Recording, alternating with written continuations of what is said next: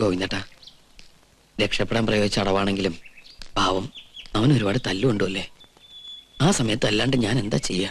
അല്ല, അവൻ എന്റെ അവസ്ഥ മനസ്സിലാവും. ചേട്ടനെന്താ ആലോചിക്കണേ? അവന്റെ സ്ഥാനത്ത് ഞാൻ എന്നെ ഒന്ന് ആലോചിച്ചു പോയതാ. ഈ നിലയ്ക്ക് പോയാൽ അതിലും പരിതാപകരമായിരിക്കും എന്റെ സ്ഥിതി. എനിക്ക് പേടിയാവണു. ചേട്ടൻ എന്തിനാ പേടിക്കണേ? എല്ലാത്തിനും ഞാനില്ല ചേട്ടൻ്റെ കൂടെ. അതിപ്പോ ഞാൻ കണ്ടതാണല്ലോ. നിന്റെ ആത്മാർത്ഥ സുഹൃത്തിനോട് നീ ഇങ്ങനെയാണ് പെരുമാറുന്നെങ്കിൽ എന്റെ ഗതി, എന്റെ ഈശ്വര. ചേട്ടൻ എപ്പോഴും എന്നെ യൂദാസായിട്ട് കാണരുത്. എനിക്കറിയാൻ മേലായിട്ട് ചോദിക്കുക, എന്താ നിന്റെ ഉദ്ദേശം? രണ്ട് വീട്ടുകാരും എല്ലാം പറഞ്ഞിട്ട് ഈ കല്യാണം നടക്കില്ല.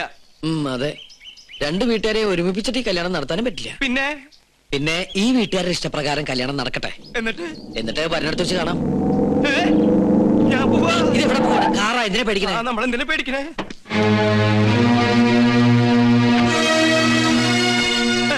നിന്റെ വാപ്പ.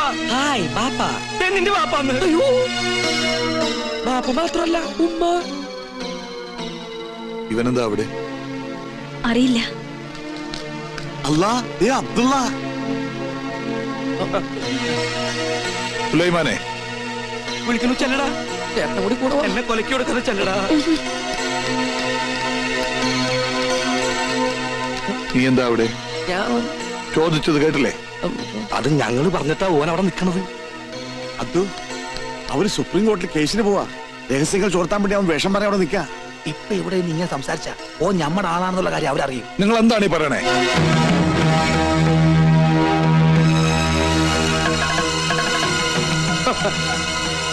അവനെന്താ അവിടെ? ആര്? ഉണ്ണികൃഷ്ണൻ. ഉണ്ണീഷ്ണ? അത് ഉണ്ണികൃഷ്ണ. ഉണ്ണികൃഷ്ണനോ? വെറുതെ അവൻ ആ പേരില ചാറായ്പ നടത്തണം. ഉണ്ണികൃഷ്ണ പറഞ്ഞ പോലെ ഉണ്ണീഷ്ണൻ തന്നെയാണല്ലോ. തനിക്കെന്താ അവിടെ കാര്യം? ഞാൻ വെറുതെ. ആരാവരെ? കുഴപ്പാവും. ഉണ്ണികൃഷ്ണ, നാണമില്ലാത്ത പലരും തട്ടിപ്പറിച്ച് സ്വന്തമാക്കിയ ഭൂമി കാണാൻ വരും. അത്തരം മ്ലേച്ഛന്മാരോട് സംസാരിക്കുന്നത് നമുക്ക് മോശമാണ്. ചങ്കൂറ്റമുണ്ടെങ്കിൽ നേർക്ക് നേർ സംസാരിക്കും. വിടറി. ഈ കാണുന്നതൊന്നും ഞാൻ ആരുടെയും തട്ടിപ്പറിച്ചെടുത്തതല്ല. ഉദയപുരം പാലസിൽ അവിട്ടം തിരുനാൾ വർമ്മയുടെ മകൾ മാളവിക വർമ്മയുടെ അവകാശം, എന്റെ ഭാര്യയുടെ അവകാശം. ഞാൻ ഇന്നിവിടെ ആടിയും പാടിയും പടക്കം പൊട്ടിച്ചും ഒരു പെരുന്നാൾ ആഘോഷിക്കാൻ പോകുകയാണ്. ഈ നാട്ടുകാർ മൊത്തം അറിയണം, വർഷങ്ങൾക്ക് ശേഷം ഈ കൊട്ടാരത്തിന്റെ നടുമുറ്റത്ത് അബ്ദുൾ റഹ്മാൻ കാലുകുത്തിയ വാർത്ത. തീർന്നിട്ടില്ല. ദിവസങ്ങൾക്കുള്ളിൽ ഞാൻ ഈ സ്ഥലം ഏതെങ്കിലും തരം താഴ്ന്ന ക്ലബിന് വിട്ടുകൊടുക്കും. അവരിവിടെ കുടിച്ചും കൂത്താടിയും എന്നും നിങ്ങൾക്ക് ശല്യമായിട്ട് മാറും. എന്നാലും തീർന്നെന്ന് കരുതണ്ട ഈ അബ്ദുൾ റഹ്മാന്റെ നെഞ്ചിലെ പക. അബ്ദുൾ റഹ്മാനെ, ഇത്രയൊക്കെ ചെയ്തു കൂട്ടി ഞങ്ങളെ ദ്രോഹിച്ചിട്ടും അടങ്ങിയില്ലേ നിന്റെ പക? ഇനി ഞാൻ എന്താണ് നിന്റെ കാൽ കീഴിൽ വെക്കേണ്ടത്? മടിക്കണ്ട, ചോദിച്ചോളൂ. ഒരിക്കൽ കിരീടം വെച്ചിരുന്ന ഈ തല എന്റെ ഈ കാൽച്ചുവട്ടിൽ വെച്ചാൽ പോലും ഞാൻ അനുഭവിച്ച വേദനയ്ക്ക് പകരമാവില്ല. എല്ലാം നശിച്ച് നാമാവിശേഷമായെന്ന് ബോധ്യമാകാതെ എന്റെ മനസ്സ് തണുക്കില്ല.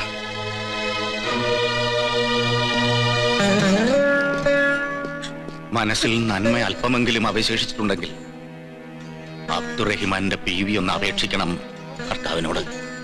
ഉദയപുരം കൊട്ടാരത്തിലെ പഴയ ഈ രാജാവിനെ ഇനിയും ഒരുപാട് ഉപദ്രവിക്കരുതെന്ന്. അത്രയും ഏൽക്കാനുള്ള കരുത്ത് അയാൾക്കില്ലെന്ന്.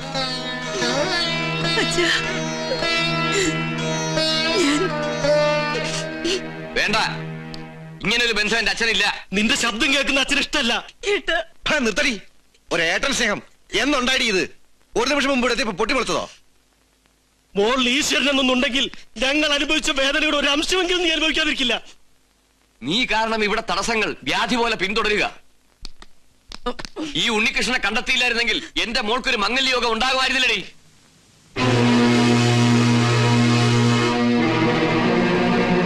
വരൂ. അയാൾ എന്താ പറഞ്ഞത്? വെറുതെ ഒക്കെ നമ്മുടെ സുലൈമാന്റെ ഒരു നമ്പരാ. ഒക്കെ ഞാൻ പറഞ്ഞു കൊടുത്ത നമ്പറാ. കല്യാണ ദിവസം ഓൻ വിളിച്ചു പറയും ഓ സുലൈമാൻ കുട്ടിയാണെന്ന്. അപ്പൊ അവര് നിർത്ത്. മണ്ടനല്ല ഞാൻ. സുലൈമാൻ ഇന്നിവിടെ എത്തണം.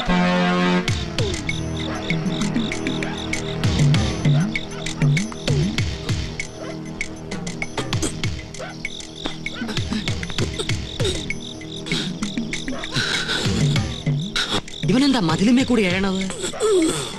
ഇത് കണ്ടുപിടിച്ചിട്ട് എന്ന കാര്യം. കിരീടവും ചെക്കോലും നാളത്തേക്കാക്കാം.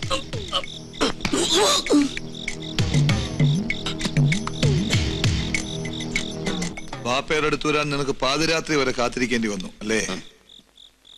എന്താ ഒന്നും മിണ്ടാത്തേ? ഒരു ചോദ്യത്തിന് മറുപടി പറഞ്ഞേ പറ്റൂ. ശ്രീകണ്ഠവർമ്മയുടെ മകളെ വിവാഹം ചെയ്യാൻ പോണത് നീയാണോ? അല്ല അല്ലാന്ന് 100 പ്രാവശ്യം പറഞ്ഞിട്ട് നിന്റെ വാപ്പാക്ക് വിശ്വാസം അവിടെ ഇല്ല. നീ ആ സുപ്രീം കോടതിയിലെ കേസിനായിരുന്നു പറഞ്ഞു കൊടുത്തേ. എന്റെ ചോദ്യത്തിനുള്ള മറുപടി മാത്രം പറഞ്ഞാൽ മതി. ആണോ അല്ലയോ? അതെ.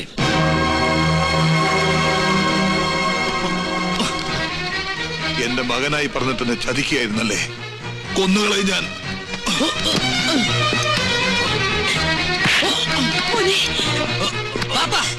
എന്തിനെങ്കിലും ബഹളം ഉണ്ടാക്കണേ? എതിർക്കാൻ എന്താ അവകാശം ബാപ്പയ്ക്കുള്ളത്? ഇതുപോലെ എല്ലാ എതിർപ്പുകളെ വേണിച്ചോണ്ടല്ലേ ബാപ്പ എന്റെ അമ്മയെ വിളിച്ചിറക്കി കൊണ്ടുവന്ന്. എന്തിനാണ് ബാപ്പ ഇനിയും പഴയ കഥയുടെ കണക്ക് പറഞ്ഞ് നടക്കുന്നത്? അവസാനിപ്പിച്ചൂടെ എല്ലാം? അത് ഞാൻ തീരുമാനിച്ചോളാം. ഒരു നമ്പൂരി ചെക്കനാ നീ എന്ന് വിശ്വസിച്ചിരിക്കുകയാണ് അവരല്ലേ? നീ എന്റെ മകനാണെന്ന് ഞാൻ പറയും. ഒരു ഇസ്ലാമാണെന്ന് ഞാൻ വിളിച്ചു പറയും. മനസ്സ് അത്രയ്ക്ക് വലിയ കല്ലാണെങ്കിൽ ബാപ്പ വിളിച്ചു പറയും. പറയാ സുലൈമാനെ, സുലൈമാൻ നമ്പൂതിരി, സ്വയംവരയാഗം നടത്താൻ വന്ന മുസ്ലിം നമ്പൂതിരി.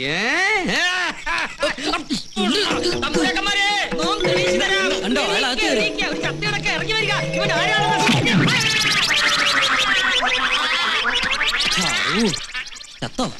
കാവലിന് ഞാനും വേണമെന്ന് പറഞ്ഞ വലിയ കഷ്ട. എപ്പോഴാ? ഇപ്പോഴോ? ആയിക്കോട്ടെ. ആരാ? എന്താ? എവിടുന്നാ?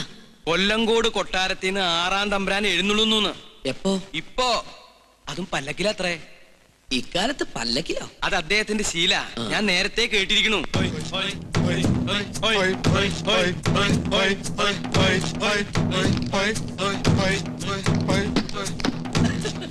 തിരുമനസേ, ഒരു സത്യം പറയട്ടെ. 6-ാം തമ്പുരാനെ ആശുപത്രിയിൽ 6-ാം വാർഡിൽ കൊണ്ടാക്ക്. വരുമ്പോ ഒരു താളുണ്ടായിരുന്നല്ലോ. വരട്ടെ വരട്ടെ.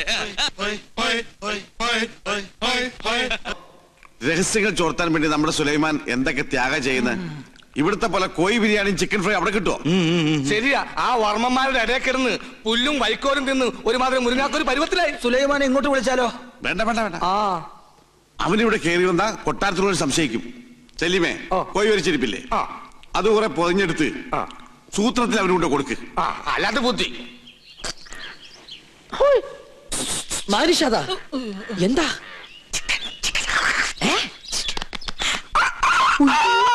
വേണ്ട വേണ്ട വേണ്ട, കൊണ്ടുപോ കൊണ്ടുപോ. എന്ത് കയ്യിലെന്തിനാ ഇത് തന്നെ?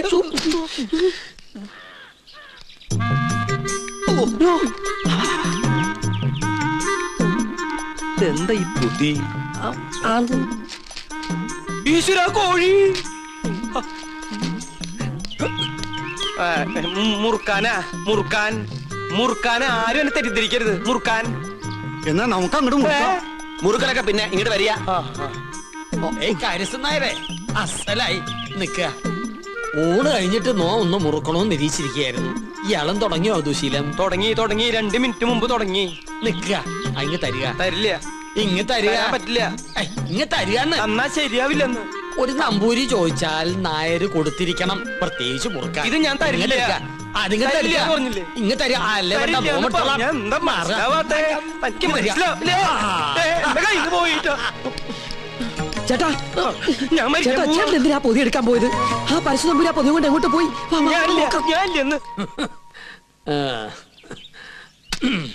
ചവയ്ക്കാൻ കൂടണോ? പിന്നെന്താ കൂടാലോ. ഒരു രസാണ് ഊണ് കഴിഞ്ഞിട്ട് ഒന്ന് ചവയ്ക്കണത്. എന്താ ഇത്? ശിവ ശിവ, എന്തായി കാണണേ? പരശുനമ്പൂരി മാംസം ഭക്ഷിക്ക. നമ്മുടെ കോഴിയല്ല, അയ്യോ പുണ്യാർമ്മം നടക്കുന്ന കൊട്ടാരത്തിനകത്ത് വെച്ചൊരു പൂജാരി കോഴിയെ ഭക്ഷിക്കാന്ന് വെച്ചാൽ അസംബന്ധം പറയണോ? ഒന്നും പറയണ്ട. കുറ്റം ചെയ്തിട്ട് അന്യന്റെ തലയിൽ കെട്ടിവെക്കുന്നോ? മാർത്താണ്ട, ഇയാളെ പിടിച്ച് പുറത്താക്ക്. തമ്പുരാനെ തമ്പുരാനെ പട്ടീനെ വിളിക്കാൻ ശ്രമിക്കാ. മാർത്താണ്ട, ഇനി ഇയാൾ അകത്ത് കയറിയത് മുട്ടുകാരെ തല്ലി ഒടിച്ചേക്ക്. മേത്തോടാണ് കൊണ്ടുപോവാ. ഉണ്ണികൃഷ്ണ, പുണ്യാഹം തെളിച്ച് ശുദ്ധാക്കുക. ആയിക്കോട്ടെ. ചിക്കൻ ഫ്രൈ എങ്ങനെ ഇവിടെ വന്നെന്ന് എനിക്ക് മനസ്സിലായി. ഏത് ഫ്രൈ? വെറുതെ ആ പാവത്തിന് തല്ലു വിളിച്ചില്ലേ? ഇതൊന്നും ഈശ്വരൻ പൊറുക്കില്ല കേട്ടോ. പാവോ? അയാളാ ഈ കൊട്ടാരം എങ്ങനെ കുളം തോണ്ടാന്ന് ഗവേഷണം നടത്തിക്കൊണ്ടിരിക്കുകയാണ്. അതുകൊണ്ട് ഇക്കാര്യത്തിലെ ഒരു ഈശ്വരകോപവും എനിക്കുണ്ടാവില്ല. ആ ഞാനിന്ന് പോവാ. എങ്ങോട്ട്? ഓഹോ, അപ്പൊ പൂജാരി ക്ലാസ് ഒക്കെ മറന്നോ? ഇന്നത്തോടെ അവധി തീരല്ലേ? ആണോ? കയ്യിൽ വാച്ചില്ലാത്തോണ്ട് ഞാനത് അറിഞ്ഞില്ല. തമാശ പറഞ്ഞ് നിന്നാ മതി. അത് ഞാൻ ഈ ടെൻഡർ എടുത്ത പൂജ ചെയ്തോണ്ട് എനിക്കെങ്ങനെ ഇട്ടിട്ട് വരാൻ പറ്റുമോ? ഒരു സിൻസിയർ വർക്ക് ആയതുകൊണ്ട് ശുക്ലാമൃതം സ്വാഹം. അവര് ഞാൻ പറഞ്ഞത് കേട്ട് കാണോ? ഏയ് കേട്ട് കാണാൻ വഴിയില്ല. അപ്പൊ സാറ്റർഡേ കാണാം. കേട്ടിട്ടില്ലെങ്കിൽ കാണാം. അമ്മേ വിജയ് ഭവ.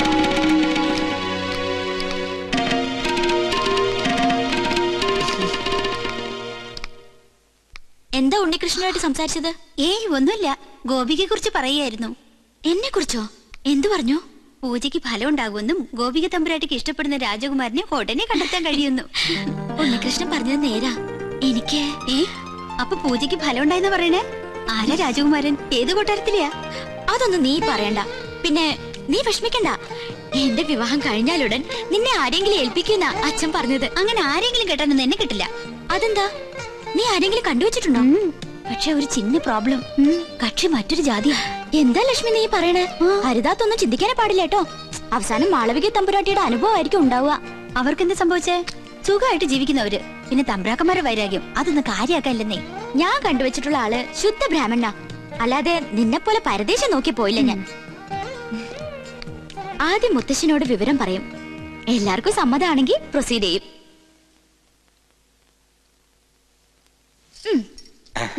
എന്തോ ഒരു കാര്യസാധ്യത്തിന് വേണ്ടിയുള്ള പുറപ്പാടാണെന്ന് മനസ്സിലായി. അങ്ങനൊന്നുമില്ല മോളെ. പൊടിക്കുഞ്ഞായ നിന്നെ ആദ്യമായി ഏറ്റുവാങ്ങിയത് ഈ കൈകളിലാ.